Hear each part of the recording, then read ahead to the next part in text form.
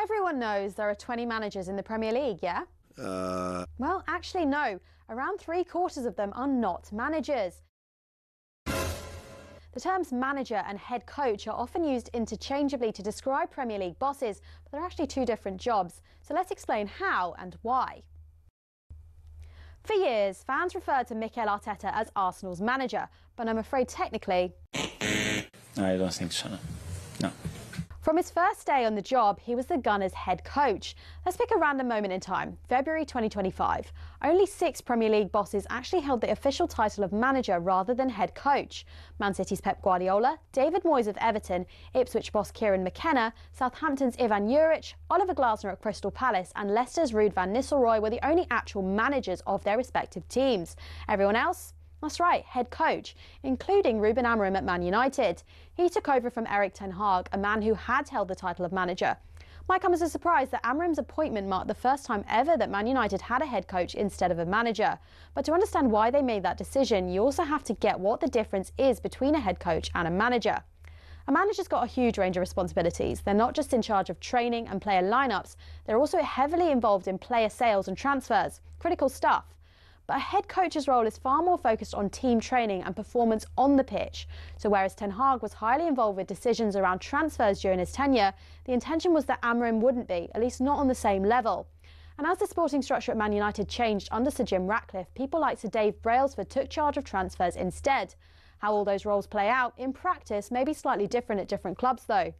On the other hand, the contracts of actual managers like Pep or Moyes had no limits on their job role and their involvement with transfers and contracts. But those guys are actually in the minority now, and it's a change that's happened pretty quickly. In 2019, there were only 6 head coaches in the Premier League, but by 2025, there were 14. A clear indication that more and more clubs are moving towards a model where the guy in charge is actually only really in charge on the pitch. And the way things are going, it might not be long before all 20 clubs have got head coaches, and the job position of football manager in the top flight is no more.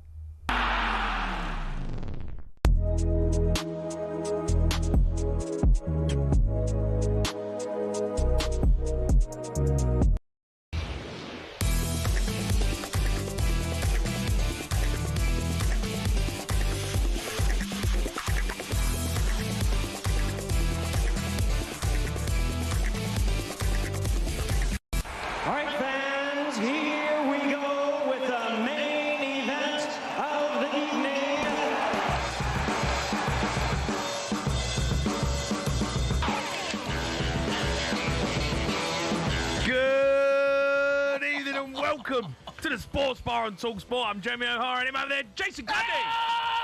Does anyone see? USA! USA! Can you hear me, USA? You're about to win a hell of a beating! Scotty Scheffler! Donald Trump! Mickey Mouse! Can you hear me, Mickey Mouse? You're about to win a hell of a beating! Air Force One! Corn dogs! Can you hear me, Area 51? You're about to win a hell of a beating! Captain America, Warner Brothers Studio! Elon Musk! Disneyland! You're about to win a hell of a beating! Bruce Springsteen! Born in the USA! Miley Cyrus, part of the USA. Don McLean about American Pie.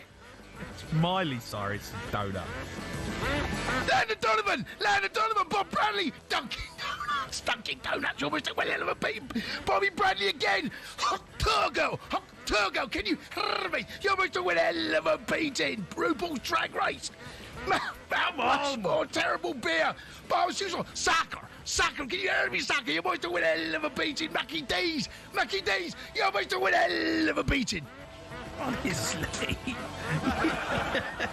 It's hard work, that one. I don't know what you're doing to yourself. That's hard work, that. Team Europe gave Americans a big old spanking in the Ryder Cup this weekend. We'll talk about that later on because Nuno back in the Premier League. Draw tonight away at Everton. You can have your say. Jared Bowen gets them out of trouble like he always does. Decent second half performance though. 0-3, 7-1-7, 2-2, 3-3, 4-4. Elsewhere, Chelsea lose, Liverpool lose, United lose, and Forest lose.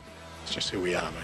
We're going to be joined by Premier League referee Dermot Gallagher to go over the shambles of a weekend from his lot as well. If you want to have your say, 0-3, 7-1-7, 2-2, 3-3, 4-4. Oh!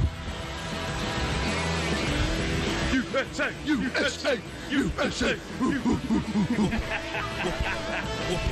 Whooping. Took a whooping, matey. I've got some sad news, Jay, before we get on with the show. Go on. Stanford's gone. I know, where's Stanford gone? Stanford, he was here on Saturday. Yeah, he took a pound in poor old Stanford on Saturday, didn't he? The 3-1 defeat. Maybe he's ran off. Yeah, give him a good old spanking. Someone's taken Stanford in the office. Spank. Where's he gone, Stanford? Get him back. He's got his little World Club Champions badge. Yeah. Sitting proudly on his chest. Yeah. Anyway, how you been, mate? All right? I'm all right, matey. Yeah. Thank you very much. Yeah, the Americans took a spanking. The old loudmouths got it, didn't they? Whooping. Yeah, they did. Hey? They got giving little big licks. They did. Yeah. See him off. See you later. Thanks for coming. Shane Lowry, what a legend.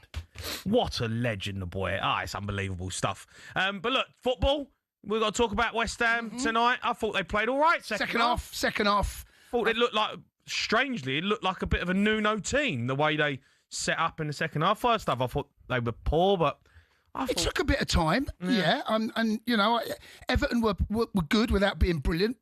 They took the header well, good header from Keane. They struggle with balls from those wide areas, don't they, West Ham? They do struggle. But second half, credit, by the way, to West Ham, because I think West Ham fans listening to this will be, there's crumbs of comfort from what they've seen going into this game, coming out of it. I think they'll be far happier about what their season looks like now on that second half performance. Somerville, second half was good. Fulkrug, I'm not totally convinced he's going to be enough. Not having him. Mavropanos at the back. Cundy playing. A bit of a lightweight at the back of it. It's a bit of a liability. But largely, over the course of the game, I thought the draw was a fair result. On another day, they might nick it. You know? Made a good save, the keeper, didn't he, down to his right from, I think it was Gardner, the shot from the edge of the box. But overall, mate, I think West Ham fans will be pretty pleased with that. Yeah, I think they'll be happy with that. Everton, I think, were a bit disappointed coming away from that. Second half, it just lacked a bit, didn't they? I mean, look, they had to go towards the end, but a lack of quality in the final third, and Everton really couldn't get it over the line. But look, I think a draw's a fair result. Yep, I agree with that. And West Ham fans can come on. You can have your say. What about your mob, though? I haven't got to touch on that. I took pounding on Saturday. I know, but this is Sports Bar. No, it's finished now. No, that's how it works. We're not talking about your mob. Well, we can talk about my mob. Yeah, it was very disappointing. Shambles. Very disappointing. Can't keep getting men sent off. Joe, we've had 4 men in since the back end of last season. Remember we had Jackson got sent off. Do you remember that against Newcastle away? Led with his elbow. Yeah. Down 10 men lost. Same with in the Club World Cup. Who did we play? Can't remember who we played. Jackson gets sent off again. Don't win that game. Red card against Man United. Don't win the game. Red card against Brighton. Don't win the game. There's no need for that. Good team, Brighton. Good team. Oh, they weren't first half. Good team. You know, we can't. You just don't deal with going down to 10 minutes. Here's an idea. How about you don't get sent off? Stop getting sent off. You weren't great anyway. Stop getting sent off. He's a bang average, mate. You got old Jose turning up tomorrow. Oh, yeah, that stinks of a 0-0, doesn't it? If old Jose turns up and rocks the boat. Oh, that'd be amazing. He'd be coming under a bit of pressure, wouldn't he, Maresca?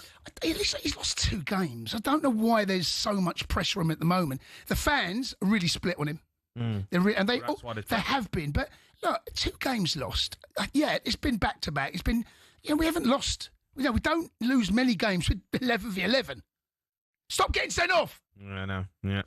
All right, loads to go at. Keep your calls coming in. You want to have your say. Let's go to Russell. He's a West Ham fan. All right, Russ? Hello, Jamie. Hello.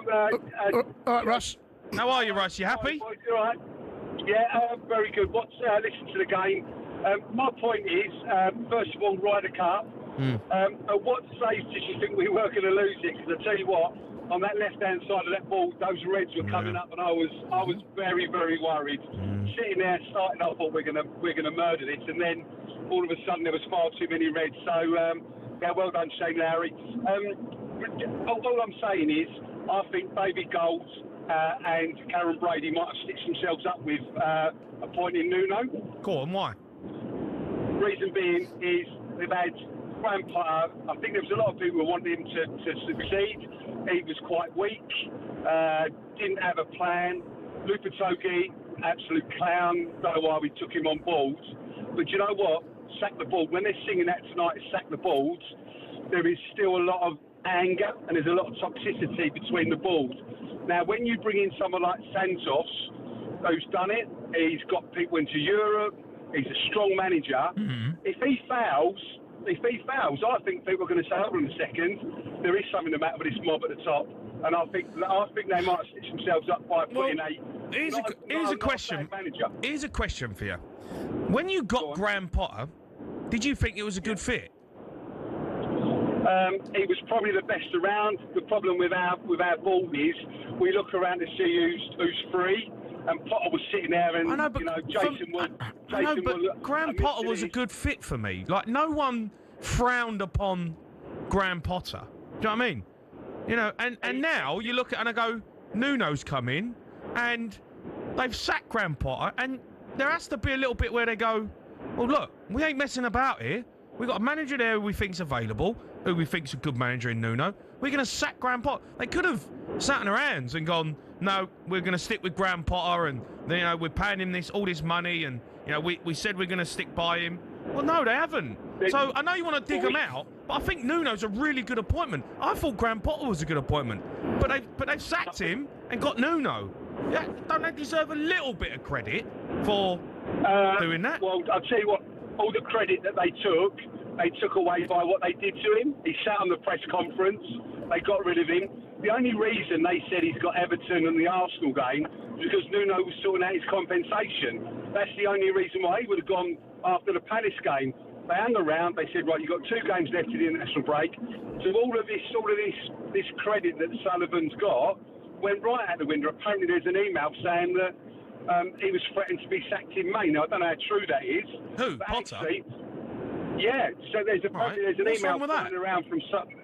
No, I'm not saying that. No, I'm not saying there's nothing wrong with that at all, but you're saying he's backing him. The problem we have at West Ham, and it's done it with Lupatogi, they've done it with Moyes, etc. Basically what they're saying is, if we have a bad run, we're always in the press, and all they turn around and say is, right, you've got 3 games left. And that just shows us as being a 2-bob side, and we're not a 2-bob side. Now we've got Santos in now.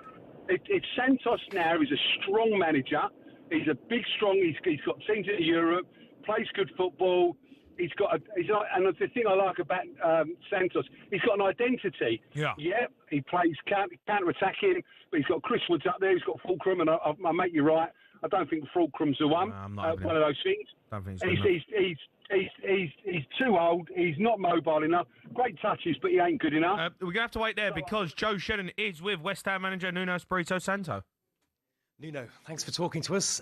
Welcome back to Premier League management. How are you feeling after your first game in charge? Let's look at the game. My first feeling is that we compete well. That was the main message. Compete, fight. And there were good things, not so good things, but I think overall it's a good performance that we can build on and try to find solutions. How busy a 48 hours or so has it been for you? It's been, but and I had helped people. It's not me alone, and I think the players understand that in such a short period of time, it's all about simple messages, trying to know each other better, creating the unity that we need to move forward. What have been those simple messages? I know you don't want to give tactical approaches, but the basic message to the players? No, simple message. That first of all we have to defend. That's a priority. And overall, compete, try to create, like we did in the goal, unbalanced situations, take advantage of the speed that we have, but overall, being more compact, close to each other, simple. Play the football game, like you said, the basics. I think it's important to have it. Do you feel you had enough moments in the second half where you could have won the game? Both teams had it. It was a good game of football. I think it was intense. Both teams had it. Jared Bowen, lovely goal for the equaliser. I saw you giving him a hug at the end there. I mean, it's obvious how good a player he is. How important is he, do you think, within the dressing room as well for West Ham? Everybody's important. Even the players that didn't come in today, we have to know them better so we can help them. Everybody's important. Is it good to be back in the dugout? So good. Feels good. Nuno, thank you. Appreciate it. Nice to see you. Thank you. Don't know if Ward-Prowse is important. I don't know. Yes, rumour has it that Ward-Prowse didn't even make it on the coach. And, of course, he had him at Forest, didn't he? Yeah. Only played a handful of games. He's clearly not going to be in the frame, which it happens sometimes. No, new manager comes in, that's it. Sometimes your face don't fit. That's it. Is that exactly that, mate? Simple as that. But look, I like Nuno. I think he's a really good manager. I thought second half, there was, like you said, it looked a little bit more like a Nuno side. The first half, you understand, he's only been in there 48 hours. It's hard to implement what you want. Bowen gets him out of a hole again, doesn't he? He's their go-to guy. Yeah, I thought Somerville played well. Somerville was good on the other flank. I agree with that. I thought the left back? What's his Yeah, Juve. Yes, I thought he was brilliant. Mate, he is. He's only 20. Size of him. Yeah. Got a wicked left foot. Yeah, he's got great. Up and down, brilliant at the far post as well. Yeah, So, yeah. No, there's some lots good of signs there that look, the back two for me. Mavropanos is an excellent way into he'd give that free kick away, didn't he? He's got lucky. Yeah, Dewsbury Hall picked his pocket. And he's a problem for them massively. But look, West Ham fans got to be half happy with that. Let's go to Darren. He's a West Ham fan. Daz? All right. Good evening, chaps. How you doing? All right, Daz. All right, Daz, are you? I'm good, thank you. Right, first half, first 10 minutes or so, we were a bit sloppy. Not very good with the corner, defending. That came in, obviously the goal, and then we were sort of fighting our way through the rest of the first half. Second half, I think after Nuno's talk, we came out a lot stronger, a couple of changes. I was surprised with Somerville going off, but I would have thought he would have stayed on for the full game. But, as we say, he's just come back, so, he's getting game time in. Yeah. But, I thought, we deserved that point. In fact, I think we deserved to win. The chance was there. We had our chances to go and win the game. But unfortunately, a point's better than nothing. So up and running, hopefully. Yeah, I think there's something there that West Ham fans can cling on to and build upon. You heard Nuno speak there. I think he'd be happy with that. First point away from home. Everton can, as we found out, be a tough place to go. I think David Moyes will be. Do you think they'll be disappointed, Everton fans? I think Everton will be, mate. Yeah. I think David Moyes will be disappointed. To take the lead against a side like West Ham, who are in the bottom three, struggling, I think to come away with just a point will probably feel as though that's what they're on that slipped through their fingers. But like I said, I think you've got to hand it to West Ham. They deserved a point. Yeah. Absolutely. I mean, when David Moyes left West Ham, I was one of the fans that was really gutted, because I thought he was a brilliant manager and he was what West Ham needed. Yeah. He took us to Europe, got us our first trophy in 40-odd years. And he was a brilliant manager. yet again, it's the board, I think, that interfere with these things. Hold on a second, Daz. Honestly, you fans, I haven't found a West Ham fan that wanted David Moyes to leave now. Yet they were phoning up in their hundreds when they went winning him out. Absolutely. No, I didn't want him to go at all. We've got to wait there because David Moyes is with Joe Shannon. David, thanks for talking to us. What did you make of what you saw tonight? Disappointed that we couldn't get a second goal and get ourselves probably a bit of clear daylight against West Ham. Start the second half, I thought looked as if we were going to get the second goal. We didn't. I thought West Ham gained confidence and their counter attacks were difficult to deal with. So we just couldn't quite get a clear enough opportunity to get that second goal, which would have obviously probably put the game to bed. But credit West Ham, they kept at it. They've got lots of good players and a lot of them turned up tonight. And plenty of them, never easy, coming up against a team who've just had a new manager come in either. Yeah, no, that's right. And players are care. People might not think so, but they really care and they don't want to let themselves down. And you have to remember they're full of big internationals, England internationals, Brazilian internationals. So it's not as if we're talking about a poor side. They're a really good side, and we got a point out of it with a light 3, but we couldn't quite get there. Was it encouraging, the positions that you managed to get yourselves into in the second half, aside from the fact obviously that you couldn't quite finish them off? Yeah, I thought we actually done it in the first half as well. For the first sort of 20-30 minutes in the first half, we'd done a good job and sort of controlled the game mostly. But I was hoping to get a bit more chances, more opportunities, finding myself that. I can't really think of too many times tonight where I said, "Oh, that was a big miss."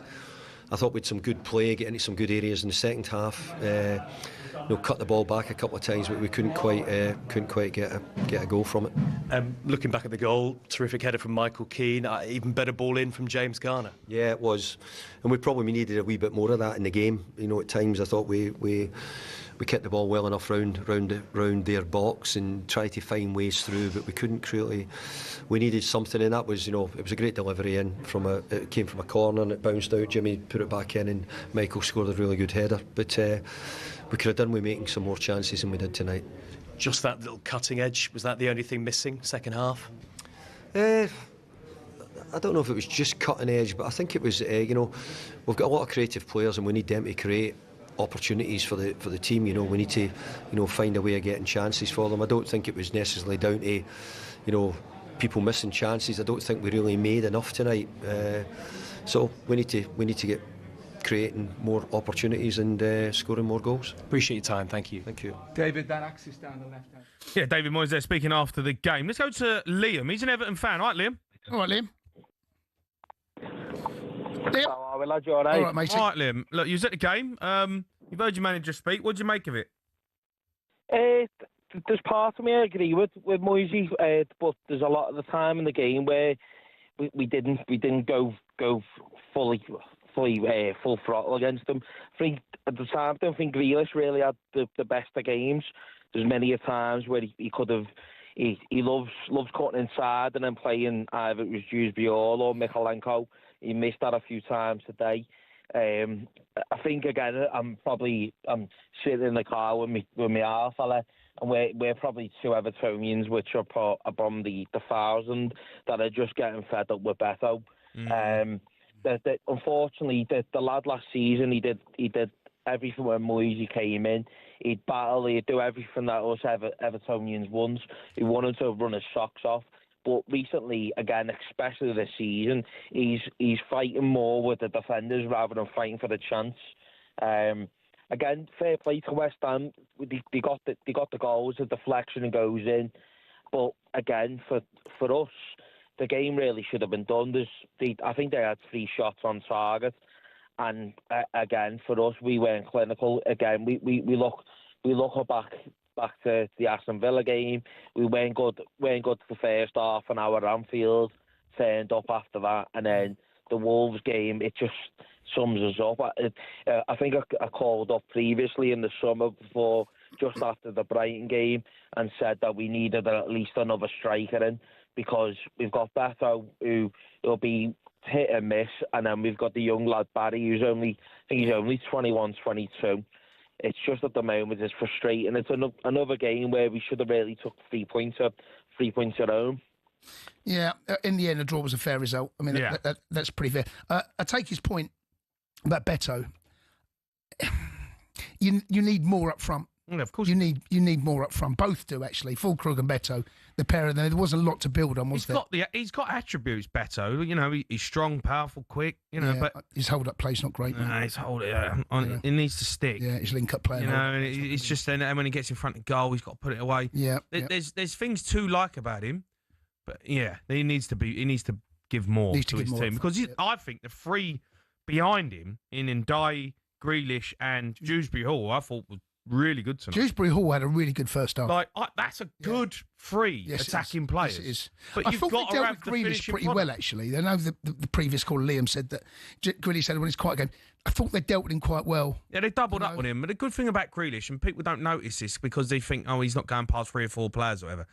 He always plays the right pass and the weight of his pass. Yes, it is. The amount of times that he just waits a pass nicely so someone can come straight onto it and have the a run shot. for Gardner was that beautiful. He holds up, draws players towards him, frees up space for Gardner. And it's a good save, actually. And it doesn't look exciting, you know, because it feels like a simple pass. But it's the right pass. Mm-hmm. And he does that a lot. I mean, he doesn't get the credit he deserves, I don't think, sometimes. But yeah, Beto's got to be better. As simple as that. All right, get your calls in. Loads to talk about. West Ham fans, you've got a draw tonight. First game with Nuno. Everton fans can call us up as well. Plus the weekend's action. Arsenal fans, what a win that is. Wow. Win, yeah. That is a big, big win. I was at Oasis. I was devo when someone come up to me at the bar saying we've scored. I was like, oh, there we go. Brilliant. 03 717 22 3344.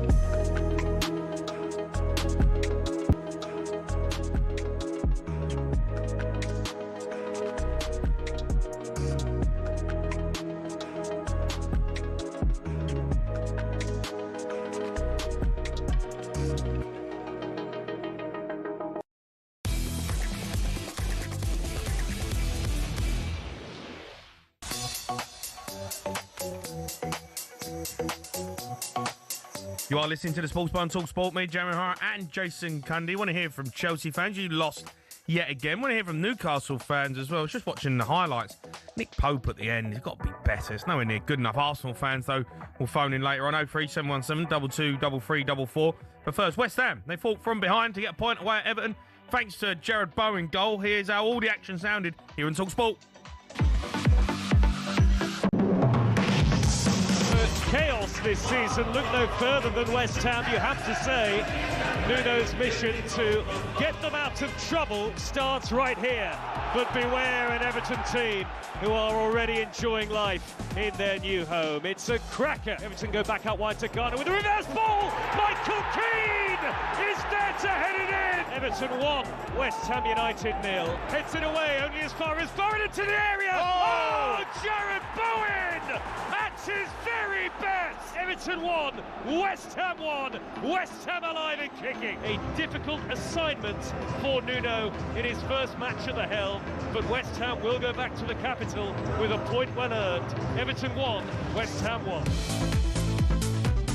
Right, let's get to the calls. Let's go to Jacob. He's a West Ham fan. All right, Jake? Jakey. Is that in, James? Is that in, James? Right, is that good? Yeah, we're good, mate. How are you? You feeling good? Oh, I tell you what, after the disappointing start of the season, it feels good just to get a point against Everton. Yeah. That's mad. Yeah. Absolutely mad. It's been a terrible start, though. You've been terrible, but I thought you've done all right. We did a second half, mate. Second half, I thought we'd get done today. 3-1, 3-2. Set pieces were so bad. Still a problem, both wide areas. Massively. But you got a superstar, Jared Bowen. He pops up with goals and saves us time and time again. Yep. It's unreal how good that guy is, and thank God for Danny Dyer. do you know what, right? I mean, I said that if he's going to leave, the last transfer window should be the one that he moves, all right? Because he's too good to be fighting in a relegation battle, right? And 100%. He does obviously love West Ham, and there's clearly a big rapport between him and the fans. But sometimes you've got to think about your own career.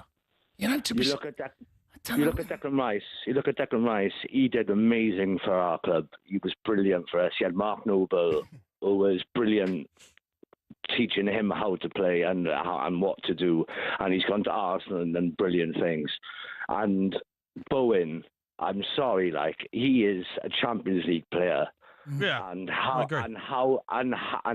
he is still with us, and no teams have put a bid in for him or something like that. I think it's a hands-off situation, isn't it?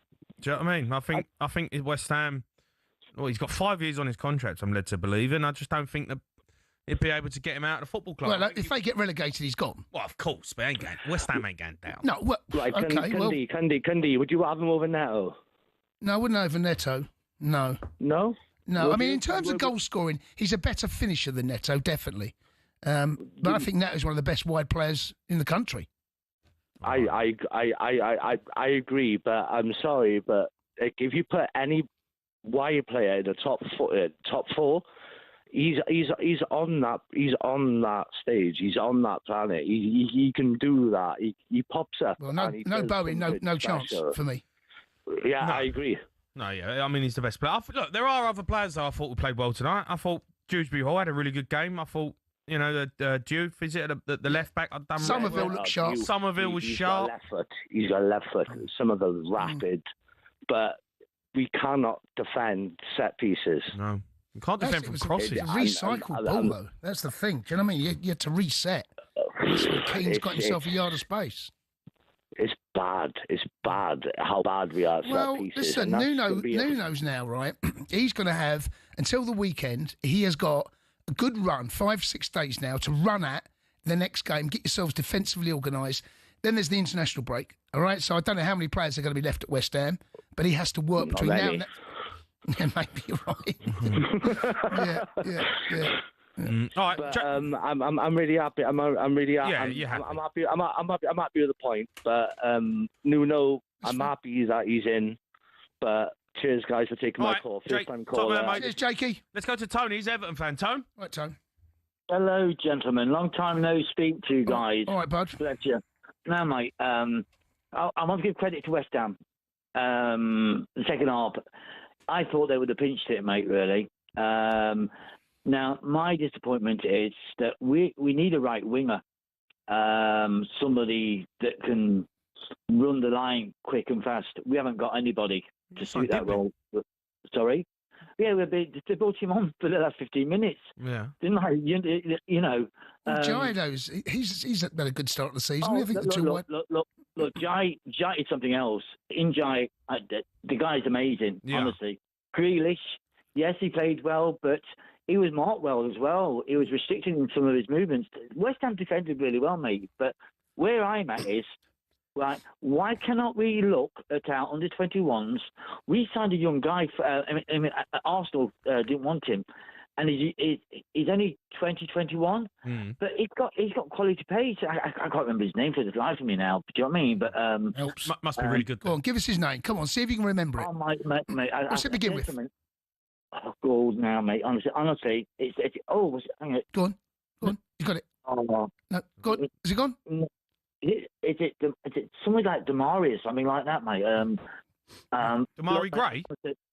No, not Damari Gray, you know, because he's at somewhere else, mate. But look, so anyway, there's a lad's name you can't remember, and the under-21s you think should be given a chance. No, mate, honestly. Is it Amari Benjamin? Hey, listen, you Muppets. Listen. Hang on. Of course, the Muppet. Well, there's a Muppet. You're not the one who phoned up and don't know your players' names. No, I can't remember look, I was stressed out. It's Amari Benjamin. Is it Amari Benjamin? That's the one. You got it. Yeah, well done. Not rocket science. Mate. You got it, mate. Yeah, you got it, mate. That's it. Right. What about him? Yeah. But give him a promotion to get into the first team. You just signed Dibbling, though. Jason made a great point. He spent 40 million. Yeah, but put him on the other wing. We need some wingers, mate. That's what I mean. You need a striker. Well, we need that. Listen, we might have to get Tommy. Have you got any under-21s that play down the middle? Have you got any under-21s? Can you remember their names? Yeah, he's gone out on loan. What's his name? Where's he gone to now? He's gone out on loan to Derby. Is it Derby or Preston? Oh, mate, listen. Good player he is. Good player. Tone's under pressure. I'm having a blank, mate, because I've been stressed out listening to this pile of rubbish. Do you know what I mean, mate? But yeah. Is it Harrison Armstrong? That one. You've got it again. Yeah, good. You've got it again, mate. I mean, I don't support Everton, and I know your players. What's going on here? Look, I'm just stressed out with what. Listen to this. I shouted at the TV, mate, today. What about a centre half? You got any centre halves in the under-21s you want to chat about? Well, Braithwaite's injured, isn't he? But he's him back, mate. You know what I mean? So England international. Yep. Yeah, he is an English national, mate. But no, it's just been a frustrated time, guys. Do you know what I mean? And can I just ask you? We're just going off beating football a bit. Do you still do that show where you say no talking about sport or this, that, and the other? The Midnight Train. Yeah, do you still do that? Yeah, we do it at midnight once a week. I keep missing it. We'll do it on Thursday. We'll do it on Thursday for you, right? Phone up Thursday. One day. Right. Well, look, guys, thank you for taking my call. Right, I wanted to be here, mate, and honestly, mate. All right. Don't study the 21s, mate. Get your names right next time you phone us. Hey, listen, mate. Just one thing before you go. Go on. You know to say everybody's got a double, right? Yeah. I saw Jason Cundy for the first time in your radio station. I thought, oh my God, he is the double of. Be careful. I mean, you forgot a bloke's name, haven't you? I remember his name. You can't remember the name of the Midnight Train. You can't remember the centre forward. Listen. Go on. What's his name? He was in the gangster film. What's his name? Good Friday. Oh, he's dead now. Yeah. He died now. He's dead. He's dead. I know who you're talking about. Stop calling the actor. No, I know who you're talking about. What's his name? I know his name. It was in. No. Come on, you got to get it. Oh my God! Come on. I'll give you a clue. BH is his initials. Hey, you there? Toad? He's gone. I think he's talking about Bob Hoskins. Bob Hoskins? I think that's who he's talking about. A lot of people said there's a bit of Bob Hoskins knocking about my chops. All right, I'll have a look at that at the break. All right, keep your calls coming in. No.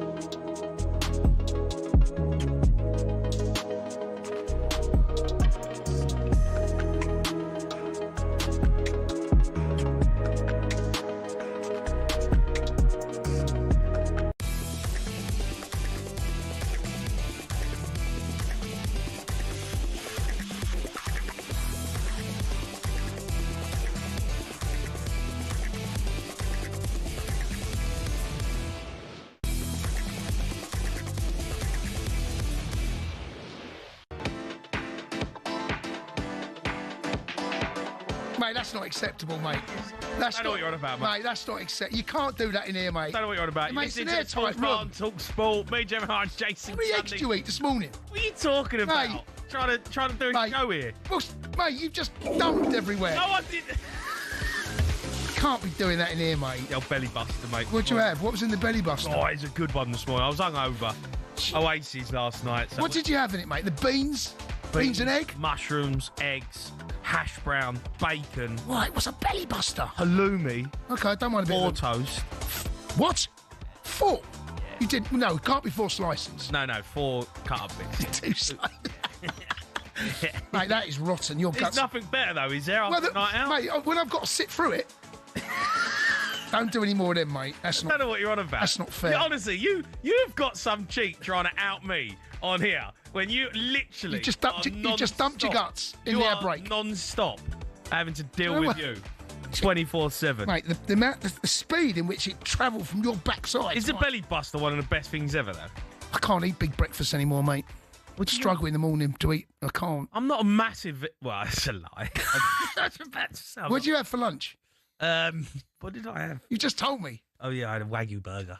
Yeah. I was hungover. Belly buster. Come on, when you're hungover, belly buster and a nice burger and chips, mate. You can't go wrong. Tomorrow, diet starts tomorrow. Diet starts tomorrow. Yeah. West Ham's captain Jared Bowen talking to talkSPORT's Joe Shannon about how quickly his team adapted to life under Nuno.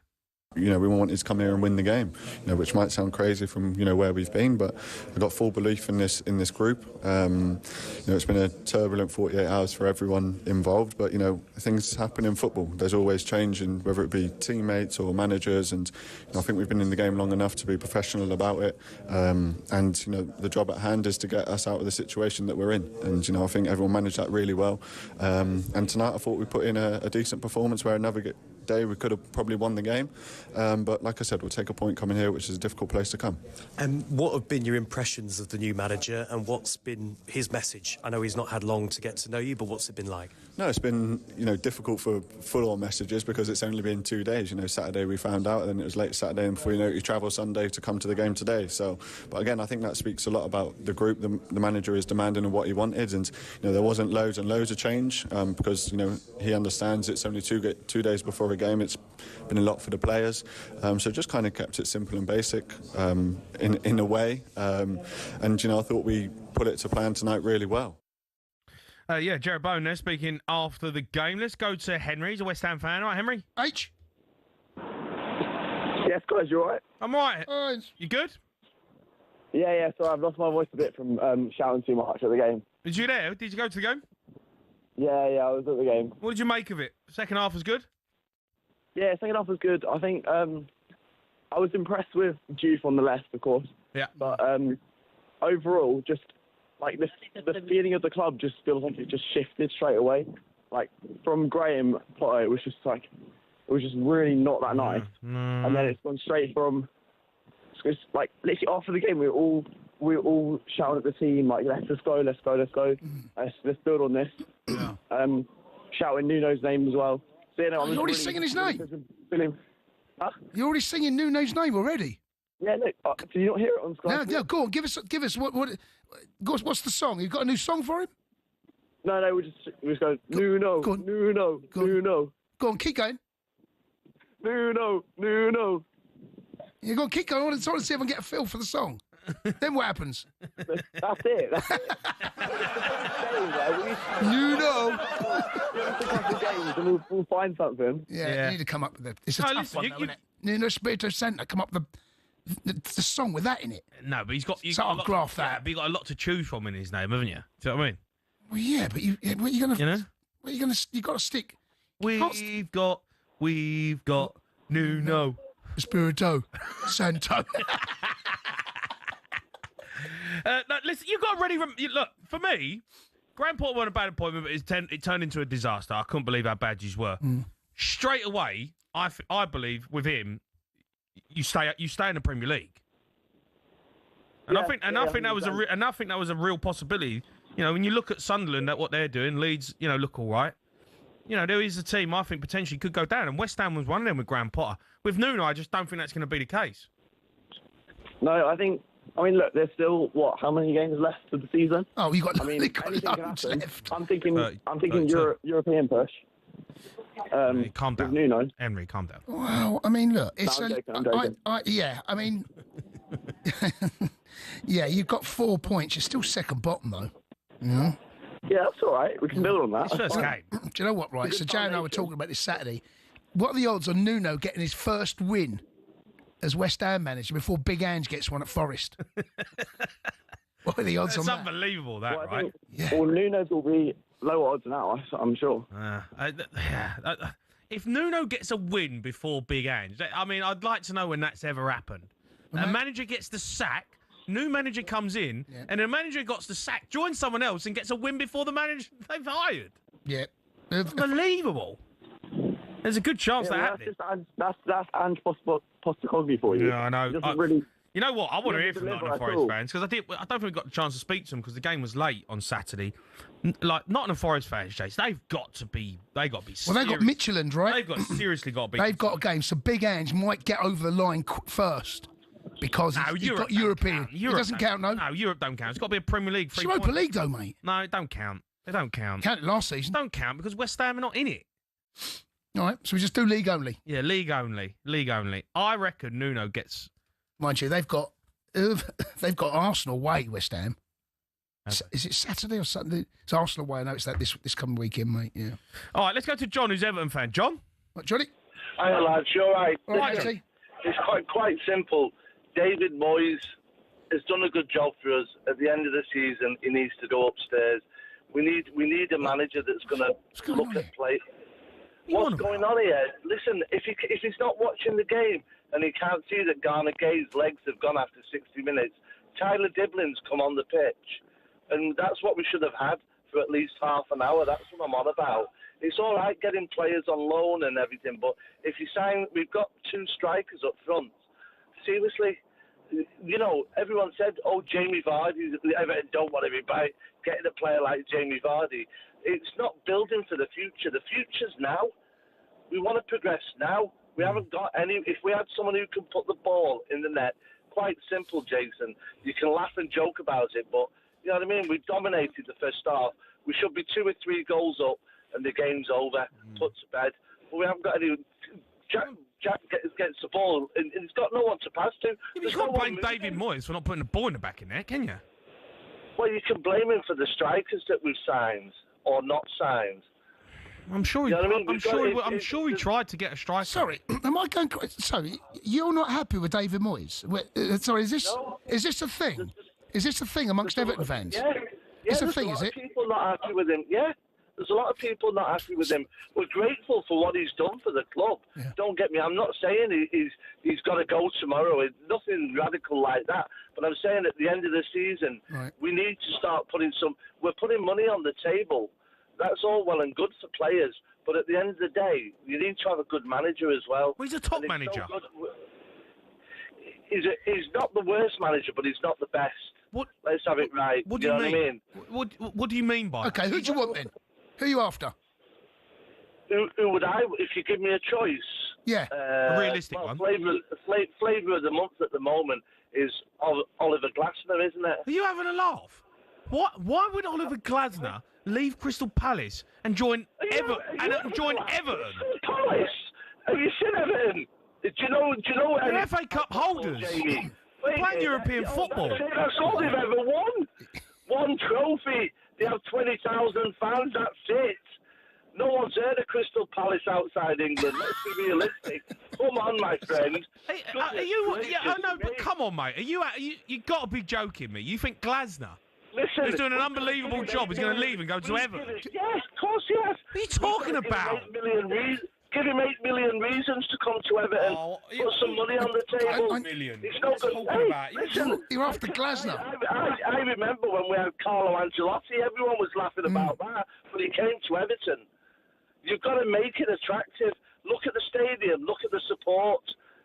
Oliver Glasner's not going to stay at Crystal Palace, my friend, if you think that's going to happen. Well, his contract's up in the summer, right? So, he may well... He ain't going ever. Do you not think, though? I mean, in all seriousnly, John... You would have said on about Carlo Ancelotti. Well, no, but do you not think Glasner could be looking for something a little bit more stable? Well, we're not going to get. Look how we're not a stable club anymore, are we not? I don't know. I don't know. I mean, you want to get rid of the manager. Well, I mean, that's what you want to get. You're the one. Not tomorrow. No. I said at the end of the season, move him upstairs and get someone with a little younger manager that can. Do you know what, John? Right, I didn't realise this was a thing amongst Everton fans. It ain't a thing. He's talking well, he says it is. No, that's John and his motor saying it's a thing. I can hear it. Everyone tells me. Who everyone? What do you mean everyone? Home and away, home and away. Right. I go to the game. Okay, here's what I want, John, right? I want Everton fans to phone up now and say, is this a thing that you want David Moyes out at the end of the season? Tell us, is this a thing, yes or no? It's the first I've heard of it.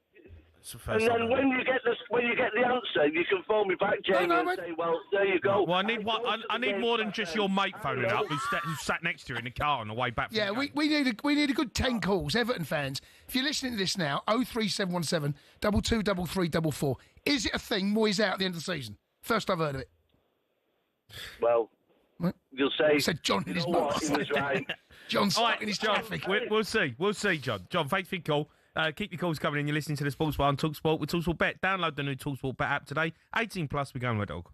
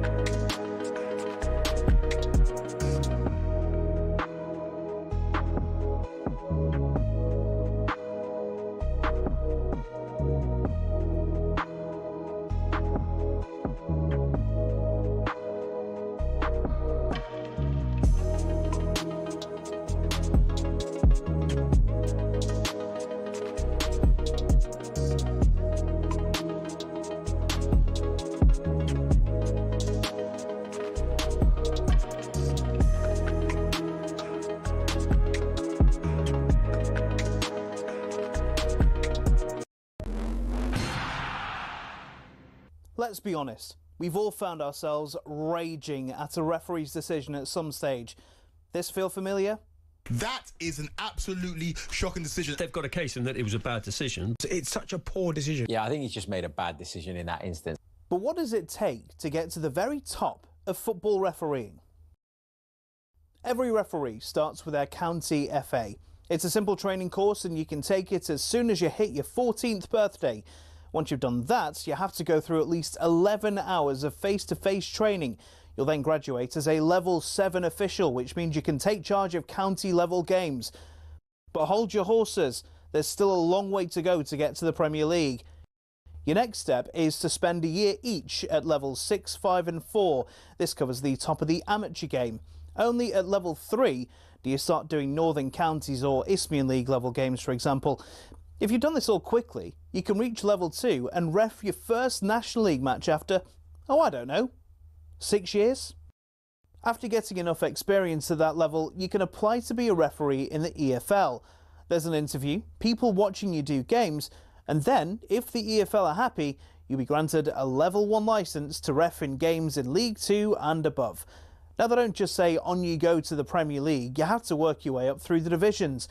Only after years of hard work and refereeing on cold Tuesday nights in Stoke can you be considered to do matches in some of Europe's very best stadiums. Now, who was the youngest to reach the very top? It was actually Michael Oliver. He reffed his first Premier League match in 2010 at the tender age of just 25. So if you want to follow in his footsteps, crack on. It'll only take you roughly a decade, thousands of hours of work and an incredibly thick skin. In total, there are 37,000 registered referees across England, but the PGMOL has only deemed 21 good enough for the top flight. That means there's not even a 1 in 1,000 chance you'll even make it in. Obviously, referees can make mistakes, but when you think about it, having a go at them is kind of like slating a brain surgeon.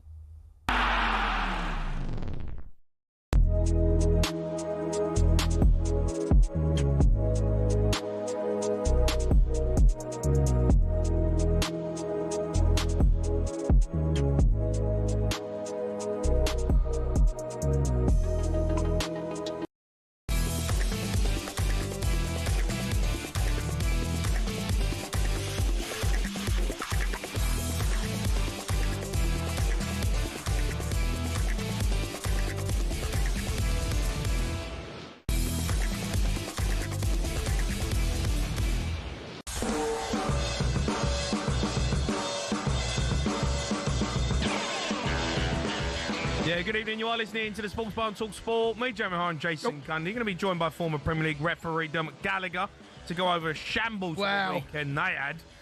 But first, John, the Everton fan, who revealed to us that most Everton fans want Moyes out at the end of the season. Don't think he's good enough.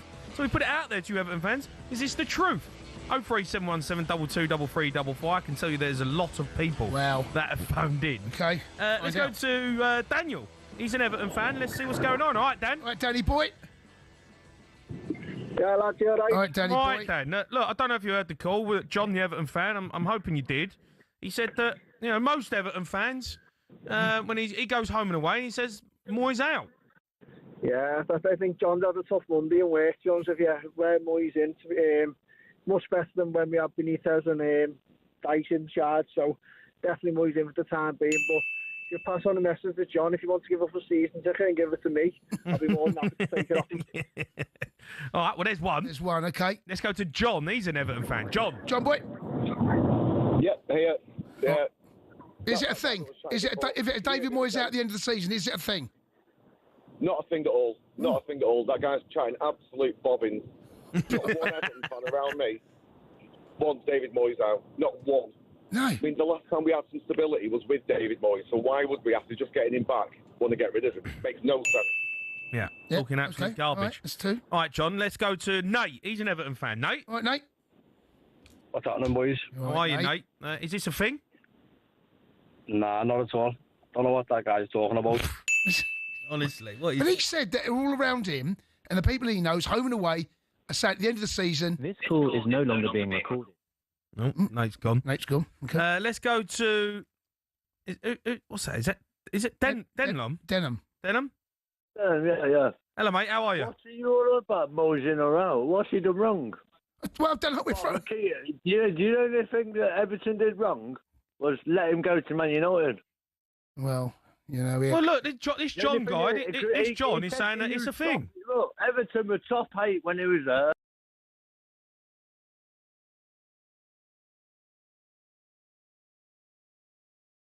Excuse me, friend. You can't. Okay.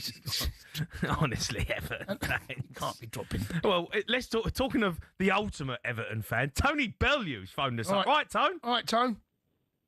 How are you, boys? I'm all right. I'm all right, Toad. I'm all right. I can see what you two clowns are at. You're just trying to attract a bit of bait in, and you're fishing. You're pair of numpties. Well, we caught a big one here, haven't we?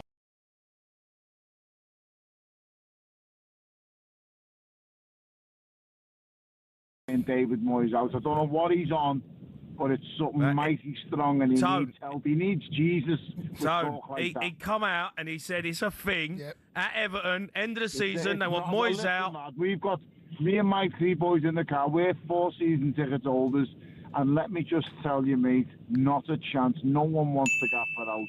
How could you possibly want him out after what he come in and done last season? I know, but Tone, that's the reason we asked. The form, lads. Yeah. He was a top 5 manager on the form he was at from when he started to when he finished last season. A top 5 manager with the amount of points he got. Yeah. He was absolutely outstanding. This year, we're just missing a 20-goal season, man. And we've all got to be realistic. Right now, Everton can't attract a 20 season a goal hit man at the minute. But it will come. It will come. And, you know, as long as he's backed correctly and accordingly, David Moyes is the man to lead us back to the promised land. Everyone forgets Everton are one of the big founding clubs of the Premier League. We are going to get back there eventually, mate. Things are looking up. The midfield is really, really good. Yeah. There's some great flair players amongst them. It's coming back, mate. It really is. Tone, I've got to say, the performance first half was good, second half tailed. I think West Ham deserves something out of it. Dewsbury Hall has caught my eye. I think he's really settled in under life at Everton, isn't he? He's a good player, champ. He's a very good footballer. Jack is helping bring him along as well. And I think, you know, you can see the quality and the link-up between him and Jack. Iliman and Dye is one of the most important players, and I actually think he's the most underrated player in the Premier League. I think he's brilliant. Iliman and Dye, he's the only player I ever see who's got such a willingness to get forward, but the greatest thing about him is it's such an eagerness to defend as well. He wants to work as hard going backwards as he does going forwards to create, and that is very hard to find in a Premier League footballer who can be so good on the ball going forward, you know, with an attacking nature. To have him going backwards, working so hard as well, it is very, very hard to find. So we've got some really good players, talented. We've bought a young striker in Tieno Barry. You've got someone like Beto. And listen, they're not going to be 20-goal a season hitmen at this moment in time, but someone like Tieno Barry, you've bought him for the future. Do we need the future? No, not right now. We need it now, not in the future. But it's hard, guys, as I can say, you know. You don't take a risk on someone like Callum Wilson. I know everyone goes on about injury-ravaged players or the Jamie Vardy and people like that. Yeah. The fellas who are a quick fix now, I understand with where we're going. We want younger, fresher people, but in my opinion, you know, a nice quick fix would have been nice at this I thought Vardy would have done a great job. Tone, listen, just got a message for that John that said he wants David Moyes out at the end of the season.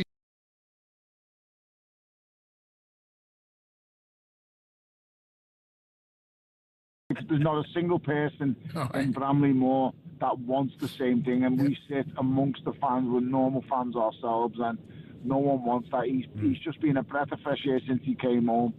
The worst thing we ever done, mate, was not bring him back sooner. That's you seen what he could do. You seen what he achieved at West Ham. He brought them a European trophy.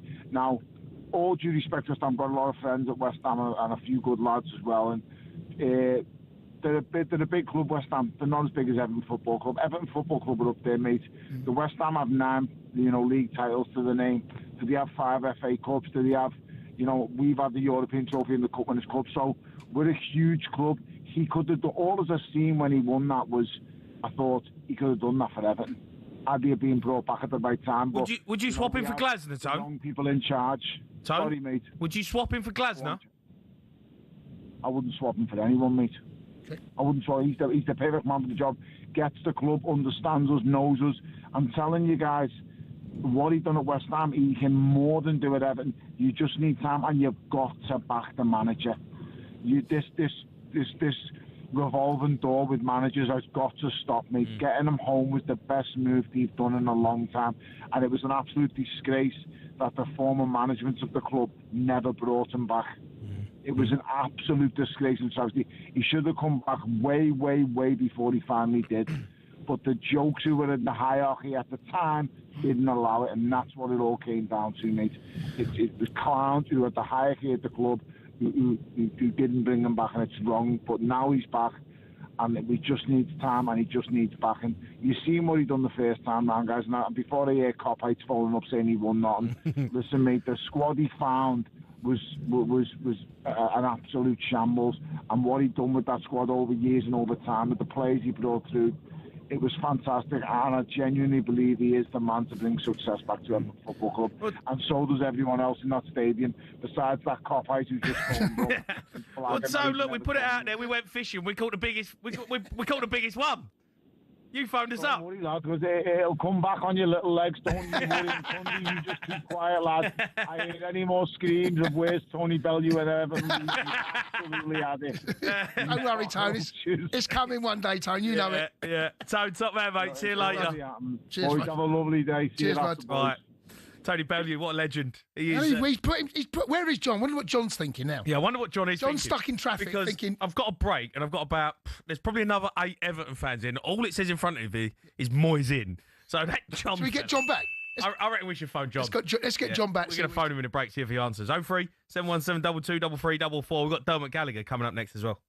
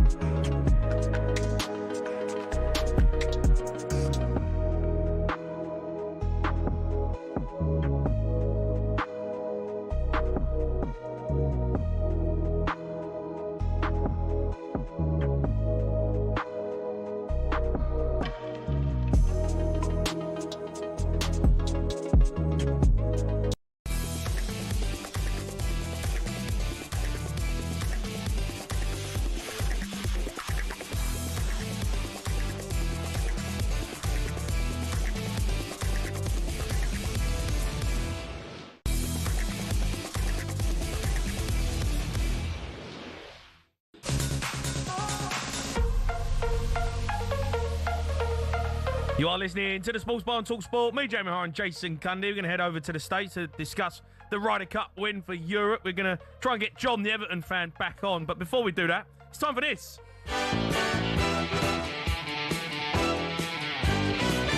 Dermot O'Query.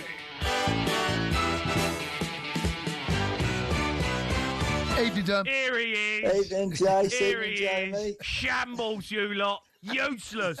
You had one good week, and now you're back in your box being rubbish. I thought I'd be stood down this week, No, Jamie. There's nothing to talk about. Honestly. No, we could do a whole show with you. You ref, mate.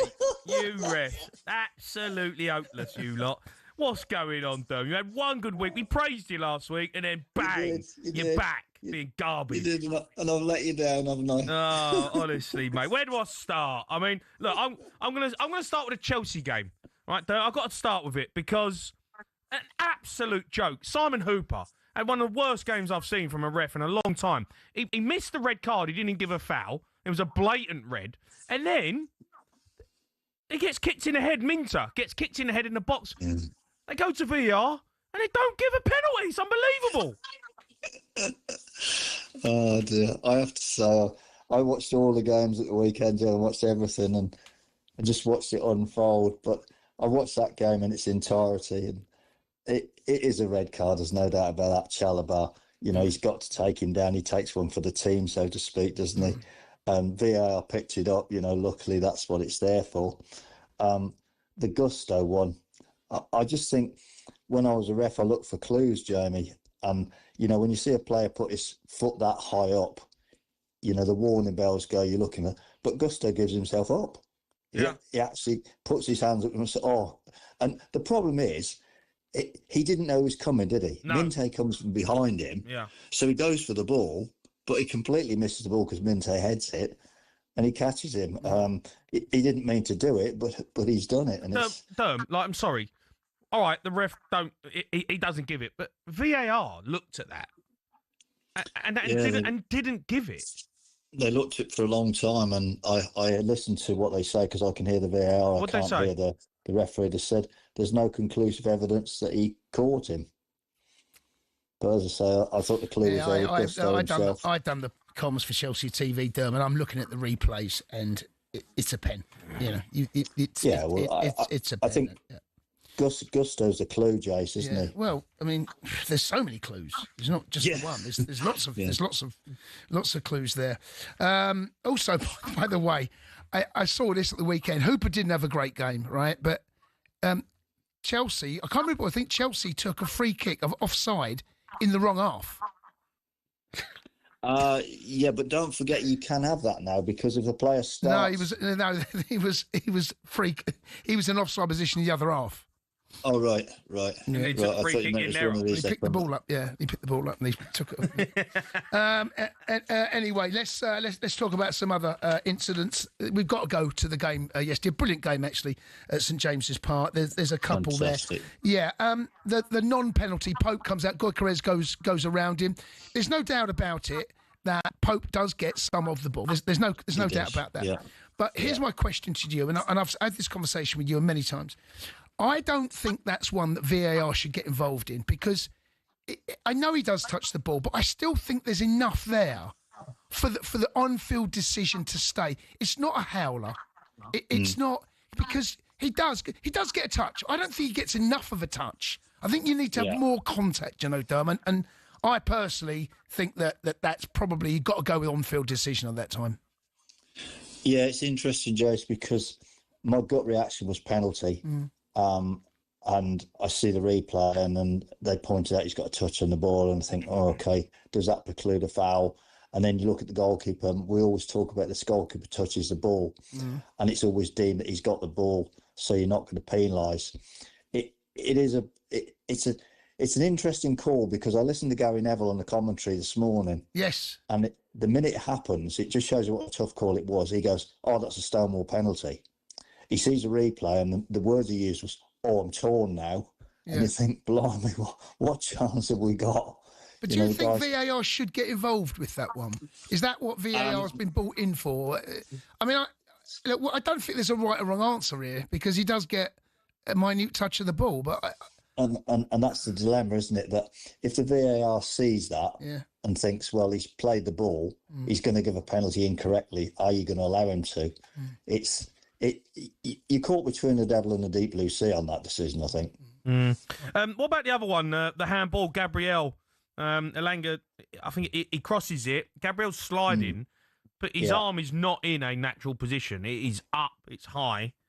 It is. It's up. There's no doubt about that. But this... What's the rule on that? Do you remember the famous one? Well, that's what I was going to say. Do you remember the famous one with Wolves and Luton? Yeah. Where the ball flew up off the player's leg. Yeah. Kenworth hit his arm. And there was such an outcry that the rule was changed that if it comes off part of your own body and strikes your arm, it's not going to be given. It does come off. It comes off Gabriel's shin. It looks like it does. Yeah. And again, Durham, right? What flies it off? And they've gone with the on-field decision. They had a look at it, and rightly so. But I think that's probably the right call, actually, if it comes off any part of the body. It's minute, but you can see it. But what I would say, it is minute, Jace, but there's no doubt that striking him there at the top of, or the bottom of his shin, top of his boot, did divert the ball upwards. Yeah, I think that's fair. Whereas I think that's fair. It would have gone across, wouldn't it? I think that's fair. What about the Man United game? Collins. Howler. Penalty in the 71st minute. Pulled back and Buemo gives a yellow card. Well, I was talking about this morning, Jamie. I think I was a forward, and I just know that if I was that forward, he's got the wrong side of the defender, hasn't he? Yeah. He's got the wrong side of the defender. He's got the jump I understand on what he's done, Collins. And Nathan, God bless him, he's just grabbed out because it's all he can do. He's grabbed out. You know, I mean, the amazing thing is, I think Mbeumo actually touches the ball. He actually touches the ball as it comes across. Yeah, I think he does. But he's just going to smack it straight in the net, isn't he? He knows it comes across, he will just shoot straight. It's a clear goal-scoring opportunity. I mean, he's made no attempt to play the ball. How does he? Yeah, no attempt to play the ball. How can a referee come to the conclusion that that's only a yellow card? It's a terrible. And VAR looked at it as well. That's the thing that can't get my head round. Well, the other thing here that happened, they looked at it so long. I just sometimes think you look at it too many times and you put too much doubt in your head. What doubt is there, though, Dom? Yes, I didn't think there was any, Jamie. That's the thing. That the conclusion he came to is Mbeumo wasn't in control of the ball. But that's a massive moment, because I think was it 2-1? It was 2-1, right? And then he gets sent off. So he gets sent off. Bruno may or may not score the penalty. That's irrelevant now, because say he misses the penalty. They're down to 10 men. Well, we can see, my own experience. You go down to 10 men, it can change the whole dynamic of the game. It can. It was probably the mystery decision of the weekend, I would think. Why that came about, because I think if you took a straw poll of supporters, majority would say red card. It's not looking good for you lot, Durham, is it? I mean, it's been a tricky weekend. Durham, did you just say that you played up front? Yeah, I'm centre forward, mate. I played up front. Yeah, I was a forward. He was a nasty little centre forward. He used to elbow the side of the head. Durham would go up. When the ref ain't looking. You couldn't hit a barn door, though, Durham, could you? It was what, sorry? You couldn't hit a barn door. So I become a ref. Oh, I didn't do too bad. I scored a few. Is there any other incidents that you want to... I mean, the only one's the Salah one where he sticks his arm up, but you can't really tell whether it's handball or not. And that I said that this morning. You need to have a bit more evidence. You look at it. Yeah. And the thing is, with that one, if it had been disallowed, we'd have had the use of VARs there to take goals away type thing. And I think because they couldn't tell, on-field decision carries a weight. All right, Durham, well, you're back to being garbage. Well done. Cheers, Durham. Lovely to speak to you, mate. Cheers, bud. Dermot Gallagher there. All right, see you later. Former Premier League referee. Dermot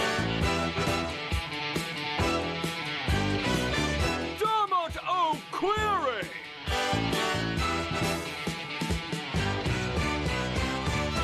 Right, we're going to turn our attention to a bit of golf. The American golf journalist, he come on last week, giving it the big and saying it was going to give Europe a good old spanking. Well, he's coming back on. He's wondering if he can eat his own words. Whooping.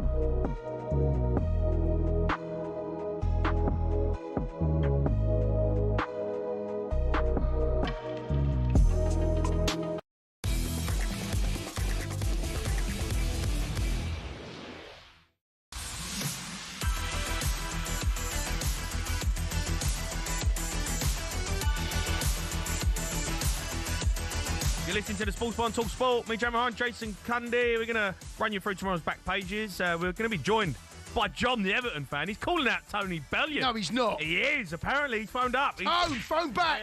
Yeah, he's not happy with Bellew. But let's have a look at this weekend's Ryder Cup. PJ.com writer Paul Hodden-Wannick. All right, Paul. All right, Paul. Guys, how are we? Oh, Paul. We told ya. What happened, mate? Yeah. Whooping. Yep. You gave it the big and said you were going to give us a spanking. I don't think I said spanking. I think you said spanking. Whooping. Whooping. Might have been a whooping. It was a whooping through 2 days. Whooping. Then it got fun. Come on, talk to Whooping. me. On Sunday, as the Reds started on the board, did you guys feel anything? We weren't worried, mate. We weren't worried. You made a game of it, but, the damage was done. Yeah. It was like being 4-0 up and then you make it 4-2, and it's like, yeah, well done. You got something out of it, but you still got battered, didn't you? Let's be honest. First 2 days was a mess. Yeah. First 2 days were a disaster for the Americans. What happened, Paul? Because you got it. You just got it all wrong, really, didn't you? Yeah, I think it was a combo of the Europeans just played really, really well. Some of the Americans that you expect to show up, Scotty Scheffler would be the top one, didn't play well. I think there were a few decisions by Keegan Bradley that are worthy of being questioned, and more so than any other event in golf and probably a lot of sports. Like, it's such a momentum game and such a momentum event, and Europe got up early, and then, the U.S. starts to worry about, hey, are we actually going to be the first team to lose on home soil in a decade? And it just all starts to spiral. So I think it was a lot of things, but hats off to the Europeans, played incredibly, incredibly well. What do you think the Americans or you guys could and should have done better? If you could relive it, what decisions would be changed? Well, the one that Keegan Bradley pointed out immediately was he didn't think he set up the course correctly. He called that a mistake. Bethpage Black, the site of this tournament in New York, is vaunted for how difficult it is. Yeah. And they took all the teeth out of the course. They cut the rough down. The greens were soft. And Keegan basically said, I regretted that. I think he wanted the rough to be higher. He probably wishes the greens rolled a little faster, because really all that did then was it de-emphasized hitting it in the fairway. It really, you could put spin on the ball from the rough, from anywhere. So that also, you didn't have to hit that great of approach shots. And then it just turns into a putting contest. And if it's a putting contest, that's the most random part of the game. And so you were you were basically punting away the home field advantage by making it a 50-50 proposition. Were you going to putt better, or were the Europeans going to putt better? And Team Europe putted much better, and they won. And I think sometimes it can be as simple as that. Yeah, I was surprised at how easy they made the course look. Like some of the foursomes when they were playing, I think some of it. I think Fleetwood and his partner, I can't remember who he played with. They were 11 under through 13 holes. It was ridiculous, and it's it didn't feel very hard. And I just, when I thought of Bethpage, I genuinely was like, oh my God, this course is unbelievably hard, right? When you've watched US Opens there and tournaments there, you're like, this is ridiculous. It just felt like they were playing target golf. They're putting the ball to 3 foot. I was talking to a couple, native New Yorkers who play the black course frequently, and they were mad because they were like, we play this thing and it's harder. The rough's longer when we're just hacking it around, and they come there and the pros are just able to do whatever they want with it. So the one thing I think it does do, though, is it creates a lot of entertainment. No one was out of a hole ever. When it's long rough, you're just kind of hacking out. It's not a great TV product. It was entertaining in the fact that guys were just stuffing the pinata constantly. They were hitting it tight. There was wild momentum swings. I'm thinking of Justin Rose yesterday, way out, basically in another grandstand, hitting a shot, hit it to 4 feet. It created the opportunity to hit some heroic shots. So in that way, I think it was an entertaining watch. Yeah. But yeah, I think the U.S. is going to regret how it's set up in terms of how, helping them win. Paul, we've got to talk about, obviously, the biggest talking points from it was the American fans, the abuse that Rory got and Shane Lowry in particular. Do you think they overstepped the mark? Yeah, it was uncomfortable out there, particularly on Saturday. I was out there for the back nine of Rory's match. I had kind of heard that it had gotten a little testy on the front nine, and wanted to hear it and see it for myself. Are people making too much of it? Not enough? And it was uncomfortable. It was unruly. Rory said it best. Like, the American fans really weren't cheering for their guys. They were mostly jeering Rory and Tommy. And or was it Tommy that he was playing with in the afternoon? Yeah. I can't even remember. No, but either way, he played with Lowry, didn't he, on the Saturday? Yeah. Yes, Shane. Sorry. Yeah, it was. Yeah, it was weird to be out there. It was uncomfortable for me to just watch, and I'm walking right next to Jerry McElroy, his father, and Erica is on the side, and I'm just imagining how they're feeling and how they're thinking. And so I think the Europeans have rightly kind of said that was not right. And I think you've heard a couple Americans, Justin Thomas in his press conference basically said, yeah, it was uncomfortable. Like, I said sorry to them afterwards. I'm all for like a little bit of heckling. Like, you want to create a raucous environment, and one that, is hard for the Europeans to play. But when it crosses into personal insults against family, and you're trying to shout in their backswings, and you're yelling slurs at them, like that's when we go, hey guys, like we need to tame it down. Like just cheer for your team.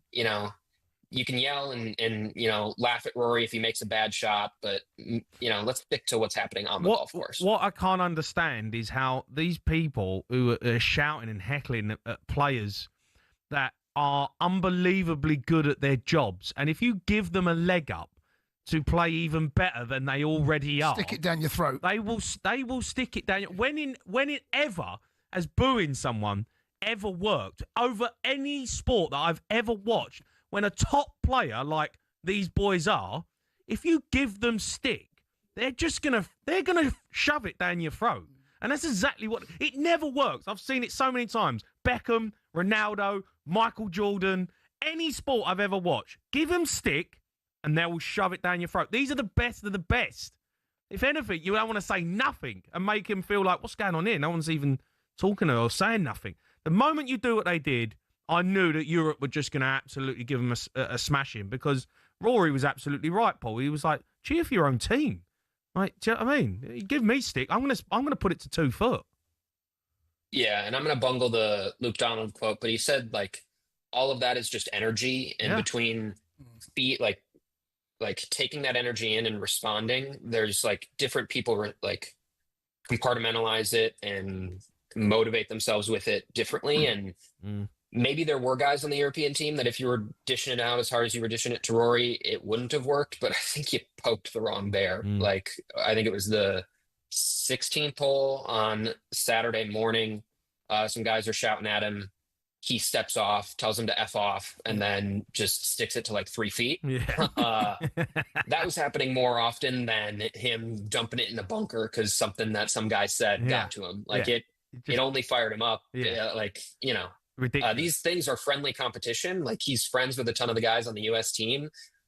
So to create, like, the crowd ended up being the enemy, the thing that they could rally around and really fight against. Yeah. I mean, look, it was, to be fair, the last day, it was exciting. It was unbelievable. And I was Shane Lowry, what a legend. He doesn't get probably the credit he deserved because the big boys like, Justin Rose, Fleetwood, and McIlroy take the headlines. But Shane Lowry, I watched his back nine was outrageously good. Yeah, I think like 4 birdies in the last 6 holes. Yeah. Russell Henley, at least statistically, was like one of the top American golfer all day.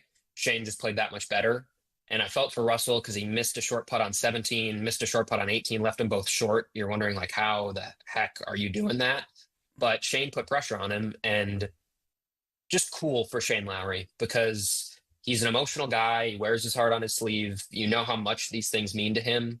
And when he won the Open Championship in Ireland, however many years back, he was up by like 7 or 8, all day. Like, he didn't have these pressure moments. So for him to face the most pressure he's ever felt in his life, coming up that 18th hole, sticking it there, making the putt, having that moment, getting to kind of be that person that clinches the Ryder Cup for him. Like, it's such a cool moment for him, especially for like how he did not have a good season at least in the second half of the year. I think there were questions on how well he was going to play this week. So for him to kind of stick it to him and to be the one to get the last point was pretty cool. Yeah, absolutely. Paul, you're a star, mate. I appreciate you coming on. eat that humble Well done, pie. turning up, taking it. I was expecting more from you guys, more needling. So next time I need you guys to. No, but it was embarrassing in the end. Do you know what I mean? It was just easy.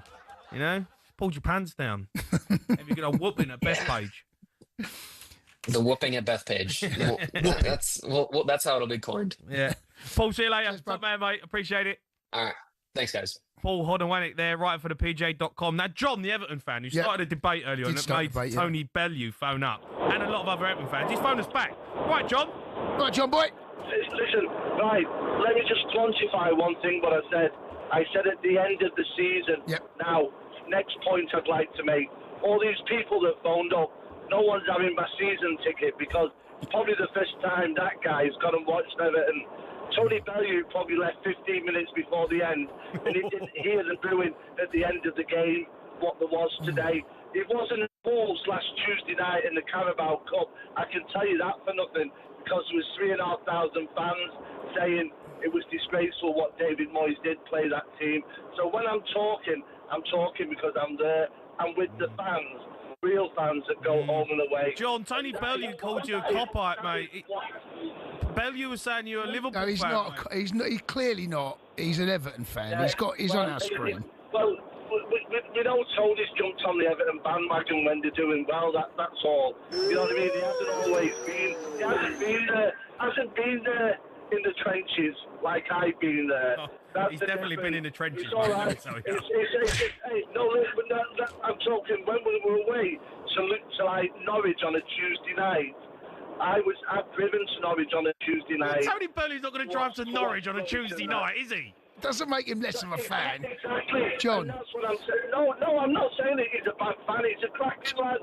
He's a fantastic lad. I'm not saying anything bad about him. He's an Evertonian. But I'm saying sometimes you've got to be at home and away. You know what's going on, and it's all right sitting in the box. You don't. Oh no! Sitting in a box. What? Prawn Sandwich Brigade. Well, he's not sitting in the North Stand. Don't know. But I'll tell you, he's not. So there you go. And I'm telling you, whenever Evertonians hear this, they'll all say the same thing because that's what they've said. At the end of the season, John, not tomorrow. John, we had 20, 30 calls of Everton fans saying you're talking garbage. Yeah, there was a lot. How many go to the game? That's what I'm on about. Not people No, but you did say that everyone would agree with you, and the truth is, not everybody. Well, we did have one. Saying it. So, well, you only spoke with 3 people. No, we couldn't squeeze them all on, John Boy. There was about 20 other callers we could have gone to. Well, like I've done many times before, I'll phone back when it happens, and you can say, well, you know what? All right, then. There you go. All right, John. Thanks for calling back. Yeah, go and sit in the. See you later, John. Go and sit in the box with Bellew. You know, prawn sandwiches, living the dream. It's all right. It's fine. Everyone's got an opinion, mate. That's why we're here. That's exactly why we're here. All right, back pages coming up next.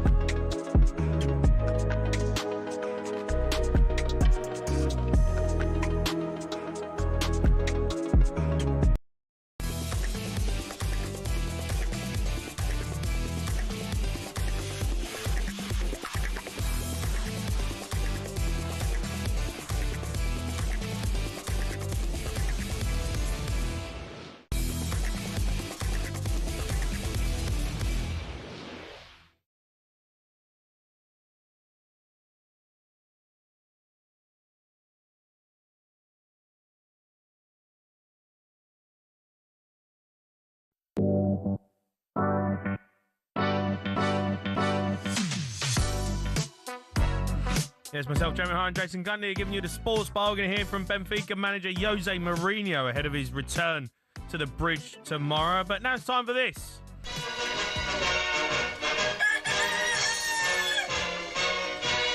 JC. Yeah, back pages with talkSPORT Bet. Jack Cunningham. Right, Jack? Right, Jack. Evening, lads. How are you doing? You good? Right, matey. All right, mate. I'm all right. I'm yesterday. Yeah, I'm going to be cracking on that whiskey soon when you can see these late goals. Surprised that whiskey ain't gone through the wall. It will be soon. Oh, it was heartbreaking, but it was. Look, I thought Arsenal were the better team, to be fair, and probably did deserve to win. Yeah, Nick Pope, though, what's he doing? Well, the thing is, he had a brilliant game, and then at the end, I don't know what he's doing. Yeah, he messed it up at the end, that's for sure. I know. Shambles. Yeah. Let's get into some back pages. Let's go. Yep. Jose Mourinho claims he's still the biggest one. Back page at a time. Seen it on a few papers as well. Yeah. So obviously Mourinho returns to Chelsea tomorrow as Benfica manager. Absolutely, it's brilliant that that's his first Champions League game. Absolutely love it. But obviously had his press conference today, and he said that he essentially thinks he's Chelsea's best manager because until someone beats his 3 Premier League titles, then there's no way of anyone passing him. So, he's gone from being the special one, now he's saying he's the biggest one. It's just classic, Mourinho. It's where he's such a good character in these sort of press conferences. Comes out with some brilliant lines all of the time. As you say, box office chase, he really is. And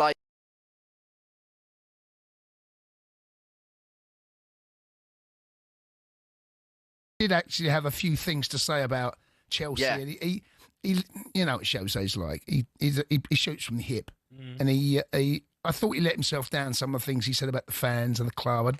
I think a lot of us were Chelsea fans a bit disappointed. Then he went to Spurs, and of course, you can't do any worse than that. But now he's come Benfica. All is forgiven. So we welcome him back. So now he's going to get a good reception. He'll get. Yes, look, he is our greatest ever manager. There's no getting away from it. 3 Premier League titles. Didn't get over the line of the Champions League. Come close on a number of occasions, but I expect him to get a good reception actually. And it's a big game for Maresca, because he's lost the last 2. And Jose, knowing Jose, I mean, he'll come. It wouldn't surprise me now if this is a 0-0. Would not surprise me at all if Jose comes up and does what Jose is more than capable of doing. Gets the 2005 bus out. Yeah, rolls the ears back. Yeah, but he's the football has changed and moved on. He's you go back 15 years ago, he was one of, if probably the best manager in the world. But things have changed. But Jose is still more than capable, right, of coming to Stamford Bridge and quieting the crowd. So it's a great game. Looking forward to it. Yeah, really look forward to it. Yeah. Back page of the Daily Mail. I've lost faith in Amorim, says Rooney.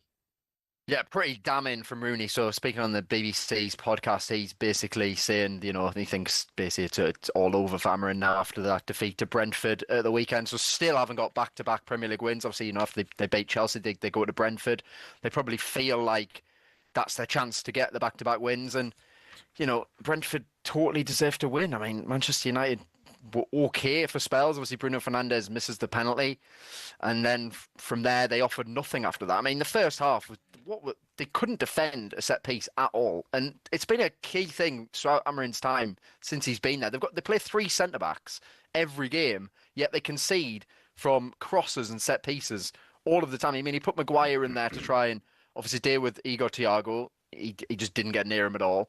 And then at the end, I don't know what was going on. He had Mason Mount playing at left wing back, and then he brought Xerxes on, and it was just an absolute mess. But he still refused to change the formation. Like, he hasn't got the players to do it. And I feel like if you look at Thomas Frank, Eddie Howe, Unai Emery, whatever, these are all managers who adapt and learn. And they will, they obviously have got their style of play. But equally, if they haven't got the players or the personnel, either through an injury or a suspension or whatever, they'll change. Because ultimately, the most important thing is winning games, not just, right, I'm playing this 3-4-3 no matter what. They just don't have the personnel to do it. I don't understand. And what I didn't understand, again, was that Manu still didn't start, even though Casemiro was suspended. He put Ugarte in there, and Ugarte, since he signed, has been terrible. He's been awful. He's just not getting a tune, is he, at all, at the moment? And well, I have to say, when Wayne Rooney says that he doesn't believe he can turn it round, I know where he's coming from. But we will see in the coming weeks. Tough. They've got Sunderland at home next game, right? Yeah. That's not easy. Well, all of a sudden you look at that and you go, no, it's not. You wouldn't put your house on Man United winning that game, would you? But look, as I always say this with Man United, and it always seems to be the case. because they've got top players, because they are Man United, right? They've got top players. Yeah. They will win games. Yeah. They ain't won many. But when they might dig out a result every now and then. They They've done it against Chelsea. Yeah, they managed to do it against Burnley. Yeah, they will dig out a result because, when you've got players like Mbuemo and Sesko and Bruno Fernandes, come on, these guys will produce a moment of magic in a game because they're the best players. Back page of the Times, they've all gone with something similar. Watson, I'm ashamed. It says here, this is Tom Watson, right? The US. Watson, we just had a chat about it. It was a pretty unsavoury, wasn't it? Some of the things they got up to. Yeah, I think obviously we were all expecting the crowd to be quite rowdy and stuff, and I feel like there's a line between sort of maybe fair gamesman-like banter and then throwing a drink at Rory McIlroy's wife. I mean, it's and then having to have Shane Lowry and McIlroy escorted around the course on, I think it was Saturday, they got escorted around the course. Yeah. Police dogs, extra police on. It's not that's golf, that's mental. Like, I don't understand how you can go that far. So it makes the win even sweeter, to be honest. And the fact that Shane Lowry got the putt to retain the Ryder Cup after being, essentially abused all weekend was such a sweet moment. Amazing. And, Lowry's such a legend of just such a character. And, you could see how much it meant to him at the end. And I'm so pleased that he got that moment because that must have been pretty horrendous experience going through all of that. I mean, there was I don't know if you've seen the clip of someone restrain him from trying to get into the crowd and hit someone. Yeah. So, it was so whatever was said there, you don't even really want to know what was said there, to be honest. If he turned around and done that. Cool. What's on the talkSPORT website? Yeah, so I mean, Maresca actually. talkSPORT understands that Maresca still retains the backing of the Chelsea owners. So there was a bit of I think there was a report on the Saturday that it looked like all the owners headed over immediately to the dressing room at the end of the game. Apparently that's quite normal procedure. Maresca said that's normal. Equally, they didn't go straight into the dressing room. They just basically took a shortcut to get past the Brighton fans. So at the moment, Maresca retains the full support of the Chelsea owners. I mean, look, they've lost 3 out of their last 4. They scraped past Lincoln. They've got obviously Benfica tomorrow, and then it's Liverpool, the weekend. Mm-hmm. So it's a big week for Chelsea. But you do think that, I mean, winning the Club World Cup not that long ago in the Conference League, you'd think he's still got a lot of credit in the bank. Just they need to find a way of not getting players sent off. Yeah, that'd help. Yeah, and equally, the squad's looking weirdly for the amount of money spent. Like a couple of injuries, and suddenly it's quite thin in certain areas, isn't it, Jace? It is, and there's more than just. I think we've got the second most injuries in the Premier League, and I saw earlier that PSG have also stacked up a load of injuries. Yeah, well. I saw that. So I don't know. You can look That's at probably playing a part. I don't know, but no one's going to have any sympathy for Chelsea. And I don't expect it. I don't expect it. No, but you're right. There are certainly defensively, but now we've had to deal with suspension. So Trevor's out now for the Liverpool game, and Colwell's out.